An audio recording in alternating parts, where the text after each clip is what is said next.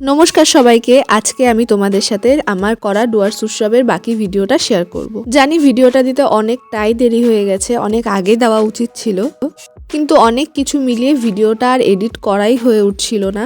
প্রথম ভিডিওটা অনেকদিন আগে দিয়েছিলাম আর দ্বিতীয় ভিডিওটা দিতে এতটা দেরি হয়ে গেল। প্রতিবারের মতো এবারও ডুয়ার্স উৎসবে খুব সুন্দর সুন্দর দোকান বসেছিল। এখানে ছিল কাঠের জিনিসের দোকান, এই পুরো দোকানটা কাঠের জিনিসের। ওই পাশে ছিল ছোট ছোট জিনিসের আর এই পাশে সব বড় বড় জিনিস ডিসপ্লে। তারপরে দোকান দেখতে দেখতে আমরা চলে গেছিলাম এই দোকানটায়। এই সব জিনিস বোধহয় চীনামাটির জিনিস, আমার ঠিক জানা নেই, তোমরা জানা থাকলে কমেন্ট করো। তারপরে এসেছিলাম সব মেয়েদের ভালো লাগার জায়গা, এই গয়না, কানের, গলার এসবের দোকানে। আর এই দোকানটার থেকে আগের বার জিনিস পছন্দ হয়েছিল, নিয়েছিলাম, কিন্তু এবার আমার সেরকমভাবে জিনিস পছন্দ হয়নি এই দোকানটার, তাই এখান থেকে কিছু নেওয়া হয়নি। ভালো করে আরও কিছুক্ষণ থাকলে হয়তো কিছু পছন্দ হতো, কিন্তু বেশিক্ষণ থাকা হয়নি। আর এই স্টলটা এসেছিল বোলপুর থেকে। এখানে যেসব কালেকশনগুলো দেখতে পাচ্ছ এগুলো সব সোনাঝুরি হাটের কালেকশন। এখানে কানের দুল আর মালার সাথে বিভিন্ন ধরনের ব্যাঙ্গেলস ছিল।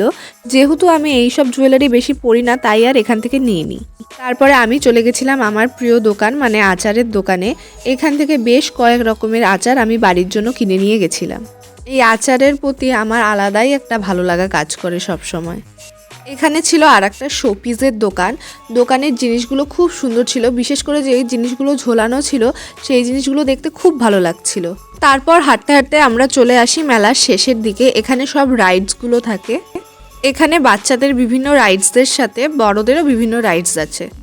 এই জিনিসটাকে তোমরা কি বলো জানি না, কিন্তু আমি তো ছোটবেলায় শুনেছিলাম এটাকে বলে মদ কা কুয়া। মেইনলি এখানে বাইকের স্টান্ট দেখানো হয়। আর এটা ছিল বাচ্চাদের নাগরদোলা, আমি বোধহয় এটাতেও উঠতে পারবো না। এখানে আরও বিভিন্ন ধরনের রাইডস ছিল, তোমরা রাইডসগুলো দেখতে থাকো।